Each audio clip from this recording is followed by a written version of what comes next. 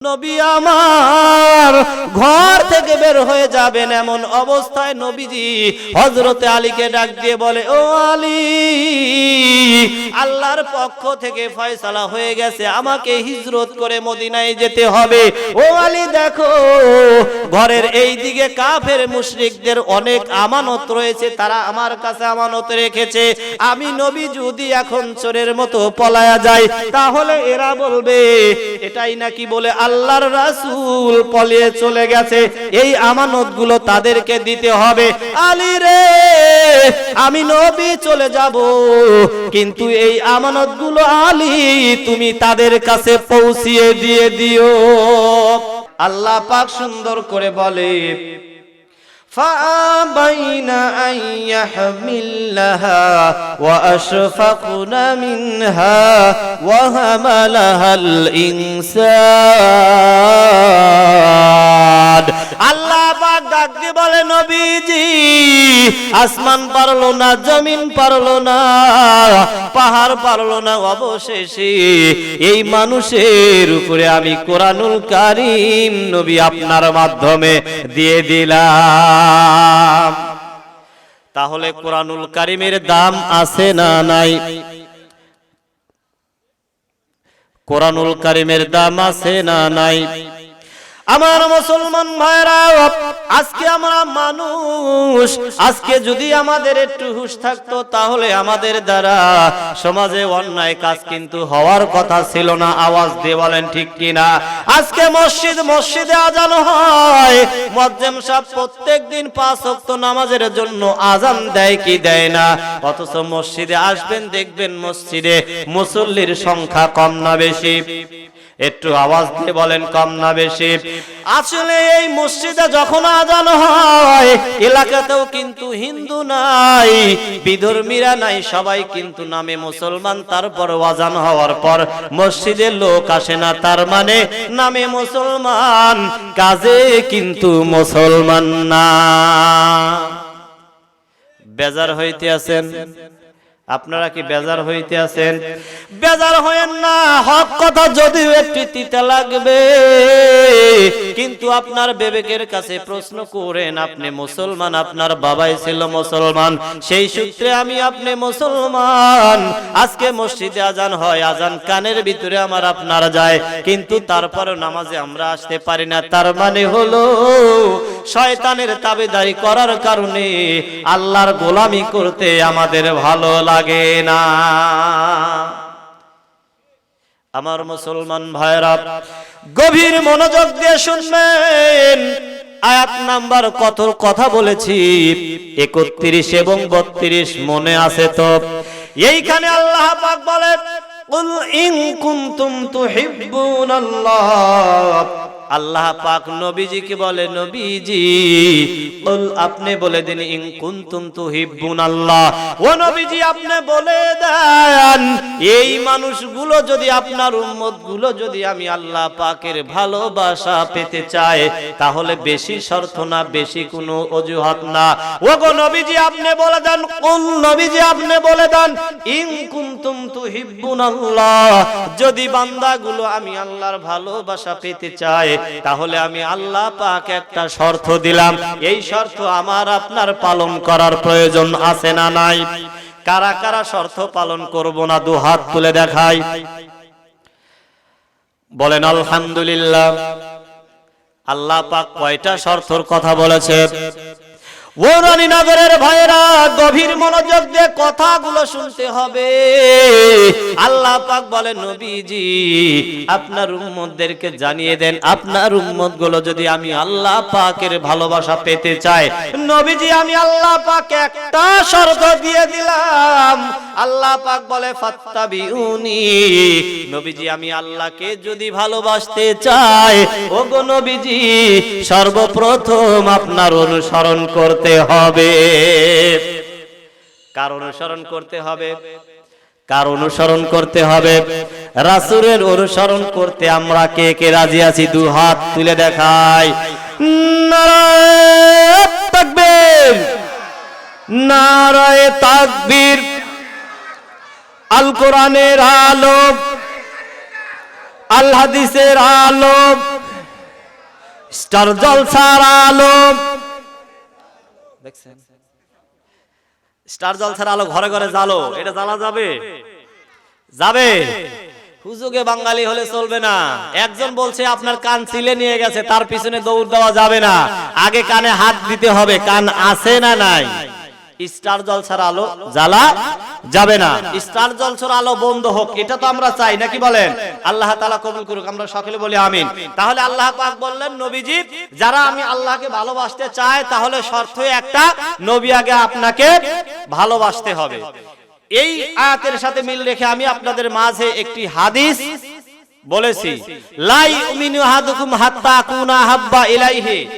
বিশ্ব নবীজি বলে ও আমার উম্মতরা তোমরা শোনো, তোমরা ততক্ষণ পর্যন্ত ইমানদার মুমিন হতে পারবে না যতক্ষণ পর্যন্ত তোমার পিতা মাতা, তোমার সন্তানাদি এবং সকল মানুষ হতে আমি নবীকে বেশি ভালো না বাসবা, ততক্ষণ পর্যন্ত তোমরা কি হতে পারবে না? লা ইউমিনু আহাদুকুম, তোমরা ইমানদার হতে পারবা না। কথা কার? নবীর কথা এটা। আর আল্লাহ পাকের কথা ফাত্তাবিউনি, যদি মানুষ আমি আল্লাহকে পেতে চায় তাহলে নবী আপনাকে আগে ভালোবাসতে হবে। আমরা রাসূলকে ভালোবাসতে রাজি আছি তো ইনশাআল্লাহ। এখন সেই ভালোবাসা যদি তবারক কিংবা শুক্রবারে মিলাদ পড়াইলাম শুধু এর ভিতরে সীমাবদ্ধ থাকে তাহলে কি রাসূলকে ভালোবাসা হবে? রাসূলকে ভালোবাসা হবে। রাসূলকে যেমন করে ভালোবেসেছেন সাহাবায়ে কেরাম, ওই রকম করে আমাকে আপনাকে রাসূলকে ভালোবাসার প্রয়োজন আছে না নাই? একটু আওয়াজ দিয়ে বলতে হবে, আছে না নাই? আজকে আল্লাহর ঘরের উন্নয়নের জন্য মাহফিলের আয়োজন করছে, ঠিক না? এই ঘরটা কার? বান্দা আমরা কার? আমরা ইবাদত করি কোথায়? আল্লাহর ঘরে। তাহলে এই ঘরের প্রতি আমাদের দৃষ্টি রাখার প্রয়োজন আছে না নাই? আজকে আমি আপনি যে বাড়িতে ক্ষণস্থায়ীর জন্য কিছু সময়ের জন্য অবস্থান করি, এই বাড়িতে আমরা বিল্ডিং করি, কত ট্রাইস করে, কত রকমের ডিজাইন করি, করি কি করি না? আমি আপনি কি গ্যারান্টি দিতে পারবো এই ঘরে আমি আপনি একটা দিন কিংবা একটা রাত ওই ঘরে অবস্থান করতে পারবো? এই গ্যারান্টি আছে? এই গ্যারান্টি আছে? যেই ঘরের জন্য কোনো গ্যারান্টি নাই, ওই ঘর লক্ষ লক্ষ টাকা খরচ করে কিন্তু আমরা নির্মাণ করি, অথচ এটা আমরা গ্যারান্টি দিতে পারি না ওই ঘরে আমি এক রাতের জন্য থাকতে পারবো কি পারবো না, এই গ্যারান্টি আছে কি? অথচ আল্লাহর ঘরের কাজ হচ্ছে দেখলাম ভিতরে এখন খালি ফ্লোর টাইলসের দরকার আছে না নাই? সিমেন্টের দরকার আছে না নাই? বালুর দরকার আছে না নাই? তাহলে এই ঘরের প্রতি আমরা যদি দৃষ্টি রাখি, ঘরটা কার? আমরা বান্দা কার? আমরা যদি এই ঘরে দান করি, এই টাকা পয়সা সবকিছু আমানত থাকবে কার কাছে? তাহলে এই ঘরে দান করার প্রয়োজন আছে না নাই? একটু আওয়াজ করে বলেন, আছে না নাই? আমার মুসলমান ভাইরা, আমার বন্ধুগণ, আমার গভীর মনোযোগ দিয়ে কথাগুলো শুনতে হবে। আল্লাহ পাক নবীজিকে বললেন, নবীজি বান্দাগুলো যদি আমি আল্লাহকে ভালোবাসতে চাই, নবীজি আপনি বলে দেন শর্ত বেশি না, একটা শর্ত দিয়ে দিলাম, বান্দাগুলো নবী আপনাকে যদি অনুসরণ করতে পারে, আপনার উম্মতগুলো যদি আপনাকে ভালোবাসতে পারে, ও নবীজি আমি আল্লাহ পাক কথা দিলাম, নবী আপনাকে যদি ভালোবাসতে পারে তাহলে বান্দাকে আমি আল্লাহ পাক ভালোবাসবো। আমার মুসলমান ভাইরা, এইবার একটু গভীর মনোযোগ দিয়ে শোনেন, সাহাবায়ে কেরাম কেমন করে আমার নবীজিকে ভালোবেসেছেন।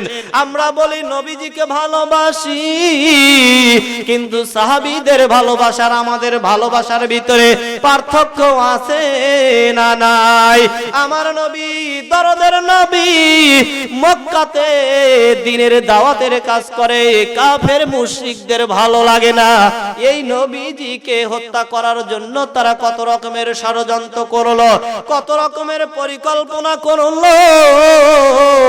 কাফের মুশরিকদের একটাই সমস্যা, কেন আব্দুল্লাহর পুত্র মুহাম্মদ এই যে মক্কার সমাজে কেন কোরআন থেকে তারা দাওয়াত দেয়, কেন কোরআন থেকে আব্দুল্লাহর বেটা মুহাম্মদ কেন মানুষদেরকে ইসলামের জন্য দাওয়াত দেয়, এইটা তো চলতে দেওয়া যাবে না। যদি এই রকম করে দাওয়াত দিতে থাকে তাহলে আমাদের দলের সকল লোক মুহাম্মাদের হাতে হাত রেখে মুসলমান হয়ে যাবে। এই সকল মানুষগুলো যদি মুসলমান হয়ে যায় তাহলে আমাদের যে ক্ষমতার চেয়ার, এই চেয়ার আর বেশি দিন টিকে থাকবে না। আমার মুসলমান ভাইরা গভীর মনোযোগ দিয়ে কথাগুলো শুনতে হবে। অল্প সময়ের ভিতরে আমি আলোচনাটা ইতি টেনে দেব। ও বন্ধু, আল্লাহর নবীজি দিন প্রচারের জন্য কোরআনুল কারীম দিয়ে দাওয়াত দেয়। আবু জেহেল, উতবা, সাইবা এদের কিন্তু ভালো লাগে না। আজকে সমাজের ভিতরে দেখবেন কিছু মানুষ আছে, যদি কোরআন দিয়ে রাষ্ট্র পরিচালনার কথা বলা হয় দেখবেন এদের পেটের কামড় শুরু হয়ে যায়। এই রকম লোক আছে না নাই? আল্লাহর নবীজি বলে, ও আমার সাহাবীরা, এই যে জাহিলিয়াতের যুগে, এই যুগে আমার সবচেয়ে বড় শত্রু হলো আবু জেহেল, উতবা, সাইবা। আমি নবী চিরদিন থাকবো না, কিন্তু সাহাবীরা তোমরা মনে রাখো, এই আবু জেহেল, উতবা, সাইবা এদের বংশধর কিয়ামত পর্যন্ত পৃথিবীতে থাকবে। আল্লাহর নবীজি দিনের দাওয়াত দেয়, কাফের মুশরিকদের ভালো লাগে না, তাদের একটাই চিন্তা, একটাই চেতনা, আহারে আব্দুল্লাহর বেটা যদি এইভাবে দিনের দাওয়াত দেয় তাহলে লোকগুলো সবাই মুসলমান হয়ে যাবে, তাহলে আমাদের নেতৃত্ব আর এই পৃথিবীতে থাকবে না। না না, এইটা হতে দেওয়া যায় না। এটা যদি বন্ধ করতে চাও তাহলে সর্বপ্রথম আব্দুল্লাহর বেটা মুহাম্মদ আওয়াজ করে বলেন সাল্লাল্লাহু আলাইহি সাল্লামকে এই দুনিয়া থেকে আগে শেষ করে দিতে হবে। পরিকল্পনা করলো আবু জেহেল, উতবা, সাইবা। কে কে পরিকল্পনা করলো? আবু জেহেল, উতবা, সাইবা তিনজন তারা পরিকল্পনা করলো। লম্বা ঘটনা আমি সংক্ষেপে নিয়ে আসছি। তিনজন তারা পরিকল্পনা করলো, কিন্তু এই পরিকল্পনাটা আল্লাহ পাক তার হাবিবের কানে পৌঁছিয়ে দিলেন। আওয়াজ দিয়ে বলেন মারহাবা। হযরতে জিবরাইল আমিন নবীজিকে এসে বলে, ওগো আল্লাহর রাসূল, আপনাকে হত্যা করার জন্য আবু জেহেল, উতবা, সাইবা পরিকল্পনা করেছে এবং সেই পরিকল্পনা অনুযায়ী আপনার ঘরের চতুর্দিকে কাফের মুশরিকরা দাঁড়িয়ে আছে। নবীজি যে কোনো মুহূর্তে তারা তরবারি নিয়ে রুমের ভিতরে প্রবেশ করে আপনাকে দুনিয়া থেকে শেষ করে দিবে। ওগো দরদের নবী, এই কাফের বেঈমানেরা তো জানে না নবীজি আপনাকে যদি আল্লাহ পাক সৃষ্টি না করতেন, এই ধরা তো আল্লাহ পাক সৃষ্টি করতেন না। এই রহমতের নবীকে তারা হত্যা করে ফেলে দিবে, তাদের ষড়যন্ত্র। ও নবীজি, আল্লাহ পাকের পক্ষ থেকে ফয়সালা হয়ে গেছে, নবী আপনার জন্মভূমিতে আপনি আর থাকতে পারবেন না। নবীজি এখন রুম থেকে বের হয়ে যান, আপনাকে হিজরত করে মদিনায় চলে যেতে হবে। ফয়সালা হয়ে গেছে কার পক্ষ থেকে? আল্লাহর পক্ষ থেকে ফয়সালা হয়ে গেছে, নবী আমার হিজরত করে চলে যাবেন মদিনায়। আমার মুসলমান ভাইয়েরা গভীর মনোযোগ দিয়ে কথাগুলো শুনতে হবে।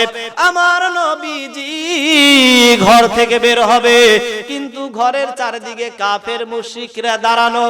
এই অবস্থায় কি বের হওয়া যায়? আওয়াজ দিয়ে বলেন, এই অবস্থায় কি বের হয়ে যায়? আল্লাহ পাকের পক্ষ থেকে অর্ডার হলো, ও নবীজি, কাফের মুশরিকরা ঘরের চতুর্দিকে দাঁড়িয়ে রয়েছে, আপনি এক মুষ্টি বালু হাতে নিয়ে শাহাতিল বুজু আরেকটা জায়গায় এসেছে, সূরা ইয়াসিন থেকে আল্লাহর নবীজি একটি আয়াত পাঠ করে আল্লাহ পাক বলে, নবীজি এক মুষ্টি বালু আপনি দরজার দিকে নিক্ষেপ করেন। এই বালুটা নবীজি আপনি যখন দরজার দিকে নিক্ষেপ করবেন, সকল কাফের মুশরিকদের চোখে আমি আল্লাহ পাক আমার কুদরতের মাধ্যমে পৌঁছায় দেব। একটু আওয়াজ করে বলেন আল্লাহু আকবার।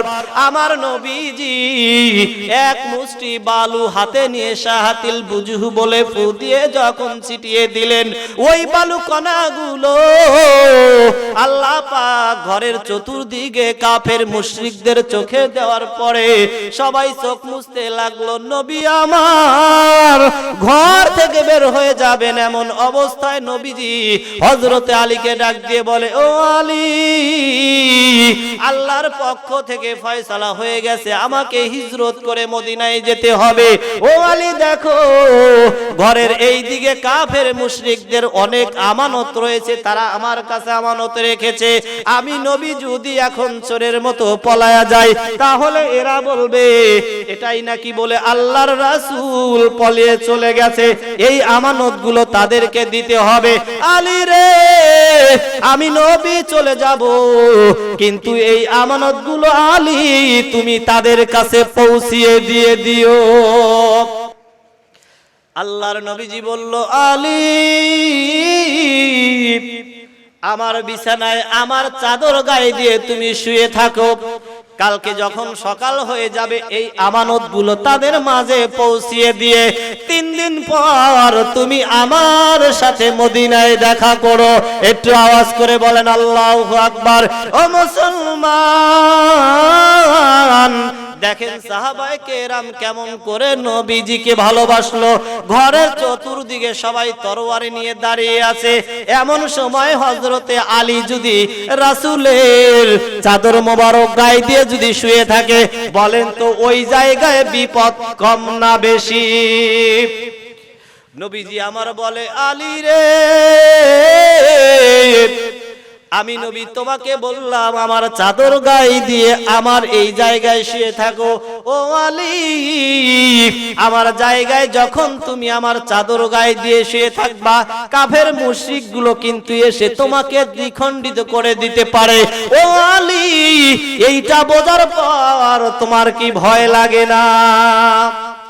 হযরতে আলীর দু চোখ দিয়ে পানি পড়ে। আলী ডাক দিয়ে বলে, ইয়া রাসূলুল্লাহ, নবীজি, যেদিন আমি ইসলাম ধর্ম গ্রহণ করেছি ওই দিন থেকে আমার জীবনটা নবী আপনার জন্য উৎসর্গ করে দিয়েছি। নবীজি, আমাকে যদি এই কাফের বেঈমান মুশরিকরা নবী আপনার চাদর মুড়ি দেওয়া দেখে যদি হত্যা করে দেয়, আমার কোনো কষ্ট নাই, কোনো যন্ত্রণা নাই, কারণ হলো আমার জীবনের বিনিময়ে ভেবে নেব আল্লাহর নবীজি নিরাপদে রয়েছে। তাহলে নবীজিকে তারা জীবন দিয়ে ভালোবেসেছে। আজকে আল্লাহর ঘরের উন্নয়নের জন্য এই তাফসীরের আয়োজন করা হয়েছে। আমি যদি আপনাদের কাছ থেকে কিছু যদি চাই, দিতে রাজি আছেন তো ইনশাআল্লাহ? কারা কারা দিবেন না দুহাত তুলে দেখান। দিবেন না? এই দুনিয়াতে রিজিক দেওয়ার মালিক কে? একটু আওয়াজ করে বলেন মালিক কে? আল্লাহ পাক বলে, ইয়া আইয়ুহাল্লাযীনা আমানু আনফিকু মিম্মা রাযাকনাকুম মিন ক্বাবলি আইয়াতি। ও আমার ঈমানদার বান্দারা, আমি আল্লাহ পাক তোমাদেরকে এই পৃথিবীতে যে রিজিক দিয়েছি সেই রিজিক থেকে তোমরা আমি আল্লাহর রাস্তায় ব্যয় করো। ঘোষণাটা কার? আমরা বান্দা আল্লাহর। আজকে যেই ঘরের জন্য এই আয়োজন, ঘরটাও হলো আমার আল্লাহর। নবীজি ঘর থেকে বের হয়ে গেলেন। নবীজি ঘর থেকে বের হয়ে গিয়ে হযরতে আবু বকরকে ডাক দিলেন। একটা ডাক নবী আমার দিলেন, ভিতর থেকে আওয়াজ আসলো, লাব্বাইক ওয়া সাদাইক। দরজা খুলে দেওয়া হলো। আল্লাহর নবী, রহমতের নবী হযরতে আবু বকর বলে, ও আবু বকর, এই যে গভীর রজনীতে আমি একটা মাত্র ডাক দিলাম, আবু বকর, এই একটা ডাকে তুমি কেমন করে দরজা খুলে দিলা? আবু বকর, এই গভীর রজনীতে তুমি কি ঘুমাও নাই? হযরতে আবু বকর বলে, ইয়া রাসূলুল্লাহ, ও নবী, আপনি একদিন বলেছেন আবু বকর রে, এই কোরআনুল কারীম থেকে দাওয়াত দেওয়ার কারণে মক্কার লোকেরা আমাকে জন্মভূমিতে থাকতে দিবে না, আমাকে হিজরত করতে হবে। ও আবু বকর, ওই হিজরতের সময় আবু বকর তুমি আমার সঙ্গী হয়ে যাবা। ও নবীজি, ওই দিন থেকে আমি আবু বকর বিছানায় আর ঘুমাই না। আমি আবু বকর ওই দিন থেকে দরজার সঙ্গে পিঠ লাগায়া ঘুমায়। একটু জিকির করেন লা ইলাহা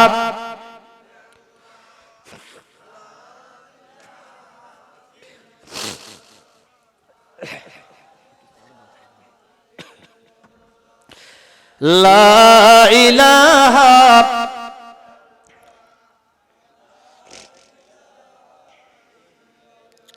এই কালে মার বান্ধবেলা মকাজে লাগবে মরণ বেলা। এই কালে মার বান্ধবেলা কাজে লাগবে মরণ বেলা। এই কালে মার রোশনীতে, এই কালে মার রোশনীতে কবর হবে তোমার উজালা। লা ইলাহা জোরে লা ইলাহা হয় না, লা ইলাহা লা ইলাহা ইল্লাল্লাহু মুহাম্মাদুর রাসূলুল্লাহ।